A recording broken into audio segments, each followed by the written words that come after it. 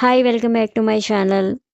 ఈరోజు వీడియోలో నేను బ్యూటిఫుల్ ల్యాండ్స్కేప్ పెయింటింగ్ అనేది నేర్పిస్తాను. నేను వేసిన ఈ పెయింటింగ్ వాటర్ కలర్తో వేసింది, కానీ చాలా బ్రైట్గా కనిపిస్తుంది కదా. ఇదంతా ఎలా పెయింట్ చేశాను అనేది ఈ వీడియోలో మీకు చాలా క్లియర్గా స్టెప్ బై స్టెప్ చూపించాను. అలానే బ్యాక్గ్రౌండ్లో వాయిస్ ఇస్తూ కూడా చాలా క్లియర్గా చెప్పాను. మీకు వాయిస్ ఓవర్ ఇవ్వడం వల్ల ఏ కలర్స్ యూస్ చేశాను, ఏ విధంగా పెయింట్ చేశాను అనేది చాలా క్లియర్గా తెలుస్తుంది. ఇప్పుడు పెయింటింగ్ స్టార్ట్ చేశాను కదా. ఫస్ట్ నేను సెరూలియన్ బ్లూ కలర్ తీసుకున్నాను. ఈ బ్లూ కలర్తో ఫస్ట్ బ్యాక్గ్రౌండ్లో ఒక లైట్ షేడ్ ఫస్ట్ పెయింట్ చేయాలి. ఫస్ట్ ఎప్పుడు కూడా లైట్ షేడ్ నుంచే రావాలి. మనం లైట్ షేడ్ వేసిన తర్వాతే ఇంకా డార్క్ అనేది ఎక్కడ చేయాలో అక్కడ డార్క్ చేస్తూ రావాలి. మనం అలాగే ఇది పెయింట్ చేస్తున్నప్పుడు క్లౌడ్స్ ఉంటాయి కదా, క్లౌడ్స్ ఉన్నట్టుగా కొంచెం మనం ఊహించుకుంటూ అవి ఏ ఆకారంలో ఉంటాయో అలా ఊహించుకుంటూ కొంచెం ఆ ప్లేస్లో వైట్ కలర్ అనేది వదిలిపెట్టేయాలి. బ్లూ కలర్ పెయింట్ చేయకూడదు. అలా వైట్ షేడ్ అనేది వదిలేస్తే కొంచెం అక్కడ మనకి క్లౌడ్స్ ఉన్నట్టుగా కనిపిస్తుంది. తర్వాత కొంచెం ఆ వైట్ షేడ్కి పక్కన కొంచెం డార్క్ అనేది చేస్తున్నాను చూడండి. ఈ విధంగా లైట్ డార్క్ షేడ్స్ అనేవి చూపించాలి. అలానే ఇప్పుడు కొంచెం చిన్న బ్రష్ అంటే జీరో బ్రష్ తీసుకుని ఈ ట్రీస్ ఉన్నాయి కదా, వాటి మధ్యలోంచి కూడా మనకి ఆకాశం కనిపిస్తుంది కదా, కాబట్టి అక్కడ కూడా జాగ్రత్తగా ఈ బ్లూ కలర్ అనేది ఫిల్ చేసేయాలి.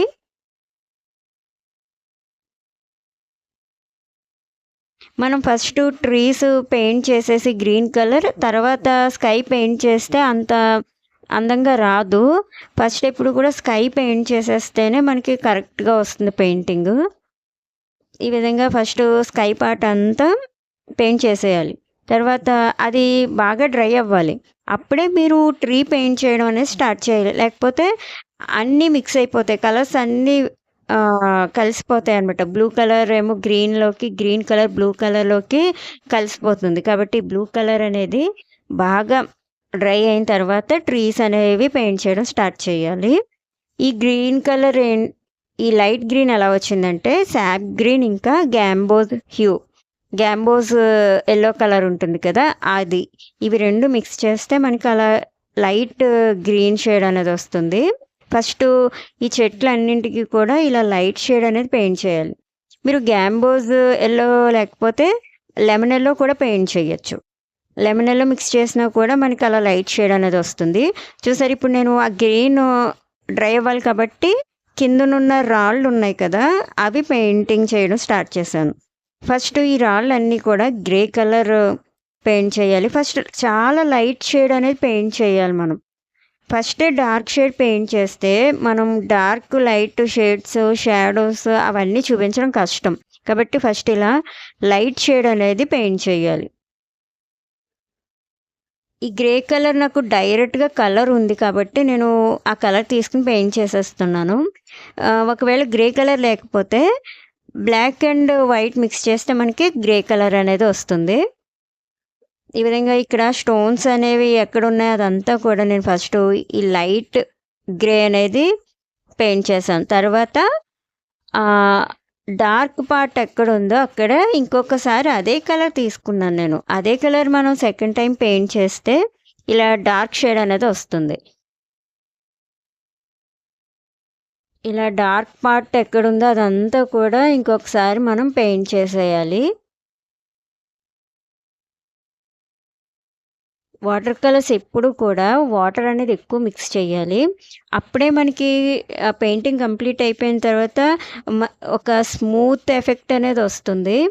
అలా కాకుండా మనం వాటర్ తక్కువ మిక్స్ చేసి పెయింట్ చేస్తే అది చూడడానికి అంత నీట్గా కనిపించదు.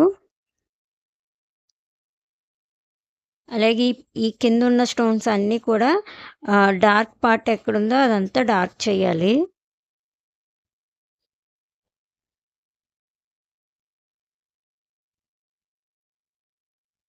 మనకి డార్క్ షేడ్ కావాలి అంటే ఇంకొక 2-3 టైమ్స్ పెయింట్ చేస్తే ఆటోమేటిక్గా మీకు డార్క్ షేడ్ అనేది వస్తుంది. అంతేగాని వాటర్ మిక్స్ చేయకుండా స్టార్టింగే డార్క్ షేడ్ అనేది వచ్చేయాలంటే రాదు. అలా వేస్తే బాగోదు కూడా. ఇప్పుడు ఈ స్టోన్స్ డ్రై అవ్వాలి కాబట్టి ఈలోపు నేను ట్రీస్ అనేవి పెయింట్ చేస్తున్నాను. ఇప్పుడు సాప్ గ్రీన్ తీసుకుని కొంచెం డార్క్ షేడ్ అంటే ట్రీకి పైన లైట్ ఎఫెక్ట్ అనేది పడుతుంది కదా! కాబట్టి కొంచెం కింద పార్ట్‌లో నేను డార్క్ అనేది చేస్తున్నాను. ఈ ట్రీస్ అన్నీ కూడా ఈ విధంగానే డార్క్, లైట్ షేడ్ అనేది చూపించాలి. మనకి ఈ గ్రీన్ కలర్‌లో లైట్, డార్క్ షేడ్స్ ఎలా వస్తాయంటే సాప్ గ్రీన్‌లో lemon yellow, cadmium yellow, gamboge yellow mix చేస్తే లైట్ షేడ్ అనేది వస్తుంది. అదే సాప్ గ్రీన్‌లో మీరు బ్లూ షేడ్స్ మిక్స్ చేస్తే డార్క్ గ్రీన్ అనేది వస్తుంది. ఈ విధంగా డార్క్, లైట్ షేడ్స్ అనేవి చూపిస్తేనే మనకి రియల్ ట్రీ లాగా కనిపిస్తుంది. చూసారు కదా! నేను డార్క్, లైట్ షేడ్ ఏ విధంగా చూపిస్తున్నానో. ఈ విధంగా ఈ ట్రీస్ అన్నీ కూడా ఇలానే పెయింట్ చేయాలి.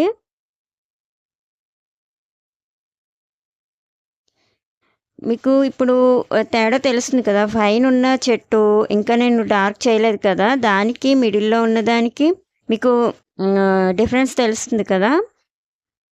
ఈ విధంగా లైట్, డార్క్ షేడ్స్ చూపించాలి.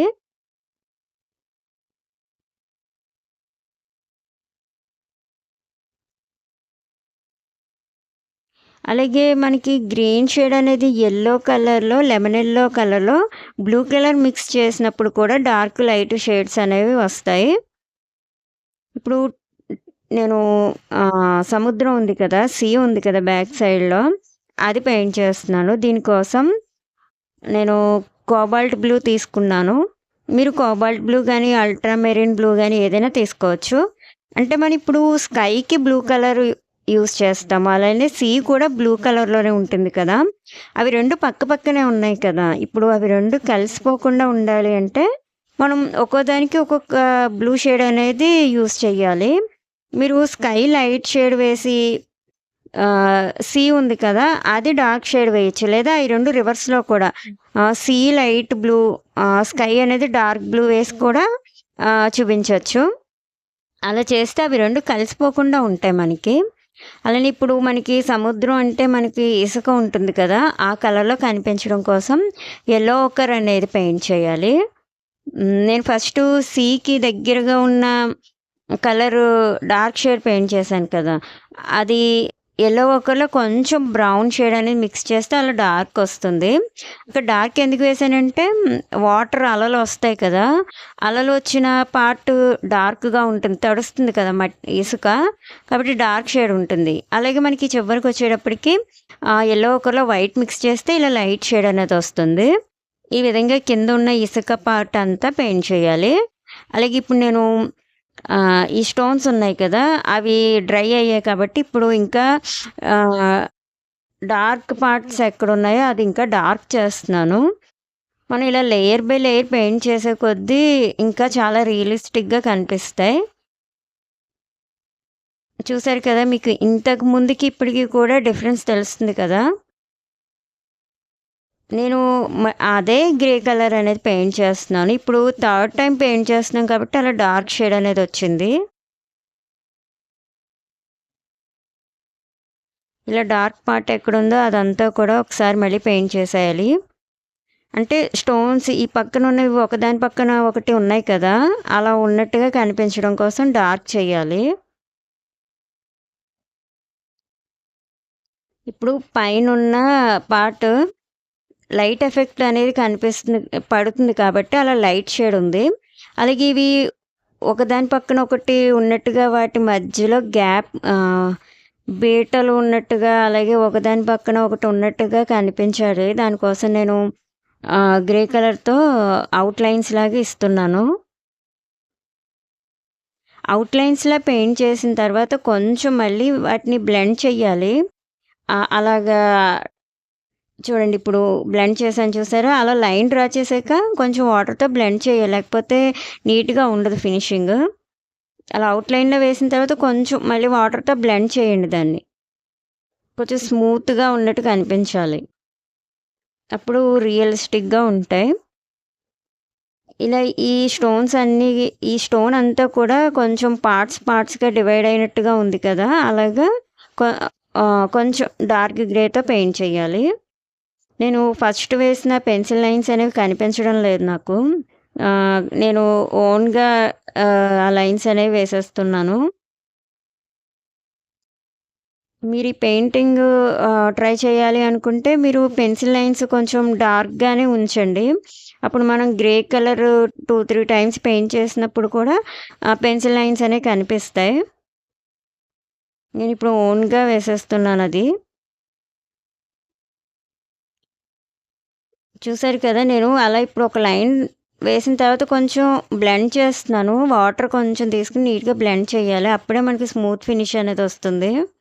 మీరు లైన్‌లాగా అలా వదిలేస్తే అది నీట్‌గా కనిపించదు. ఇలాగే కిందున్న స్టోన్స్ అన్నీ కూడా క్లియర్‌గా ఒకదాని పక్కన ఒకటి ఉన్నట్టు కనిపించడానికి ఇలా ఔట్‌లైన్ లాగా ఇవ్వాలి.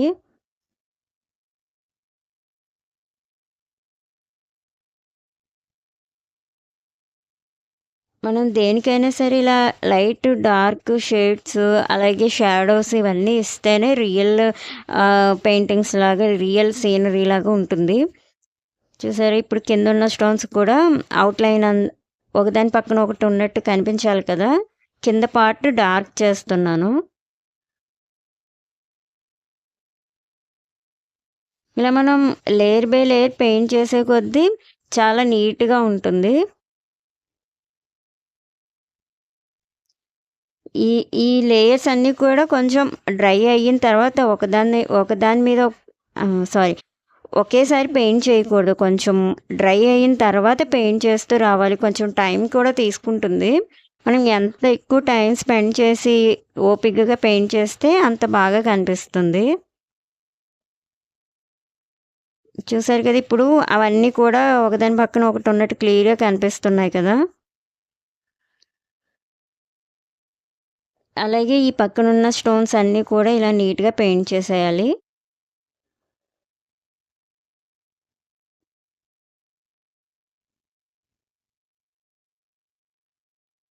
నేను బ్రిస్ట్రో వాటర్ కలర్స్ అనేవి యూజ్ చేశాను. ఆహ్, క్యామెల్ వాటర్ కలర్స్ కూడా బావుంటాయి.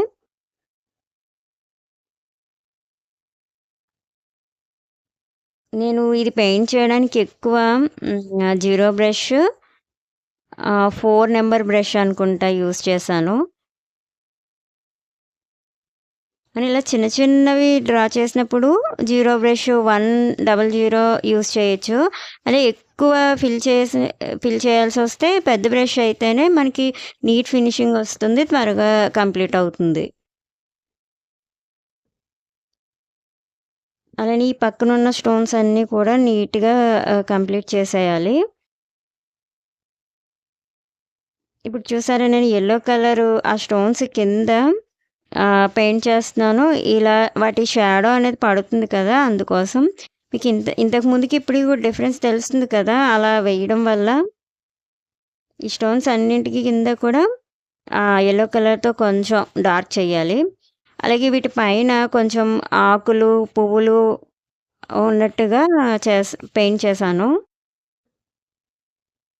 ఇవి కూడా కొన్ని లైట్ గ్రీను, కొన్ని డార్క్ గ్రీను అంటే yellow colour, blue colour mix చేస్తూ లైట్, డార్క్ షేడ్స్ అనేవి పెయింట్ చేశాను. చిన్న చిన్న గడ్డి ఉన్నట్టుగా పెయింట్ చేశాను.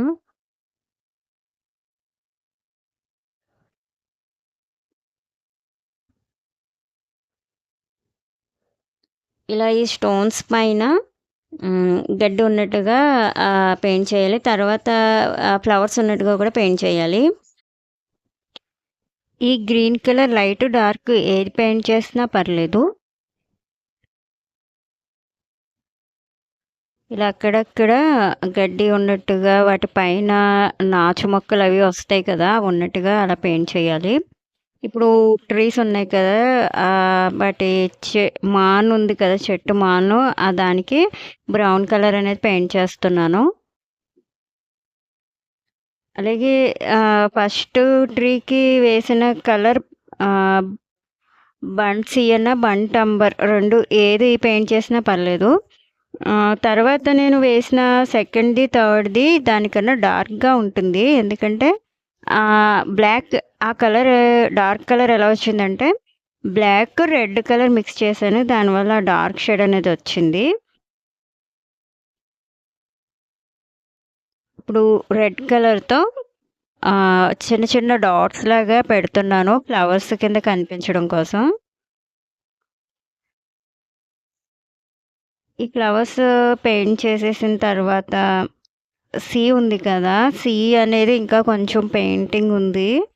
అలలు వస్తున్నట్టుగా పెయింట్ చేయాలి. దానికోసం నేను white gel pen, white marker pen కూడా యూజ్ చేశాను. నీటి తుంపర్లాగా అది ఉన్నట్టుగా కనిపించడం కొంచెం చిన్న చిన్న డాట్స్ లాగా అది కూడా పెయింట్ చేశాను.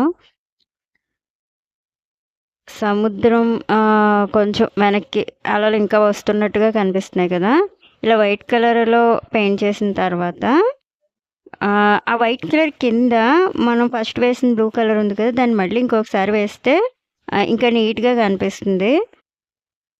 ఇప్పుడు ఆ అలలు ఉన్నాయి కదా! వాటి కింద కూడా కొంచెం యెల్లో కలర్‌తో డార్క్ చేయండి. ఇలా చేస్తే ఇంకా రియల్‌గా ఉన్నట్టు ఉంటుంది. అదిగో చూడండి కొంచెం డార్క్ చేశాను ఆ వైట్ కలర్ కింద. అలా స్టోన్స్ వైపుకి అలలొస్తున్నట్టుగా కనిపిస్తుంది కదా! ఈ విధంగా నా పెయింటింగ్ మొత్తం కంప్లీట్ అయింది. ఎలా ఉందో మీరు కామెంట్ చేసి చెప్పండి. Thanks for watching.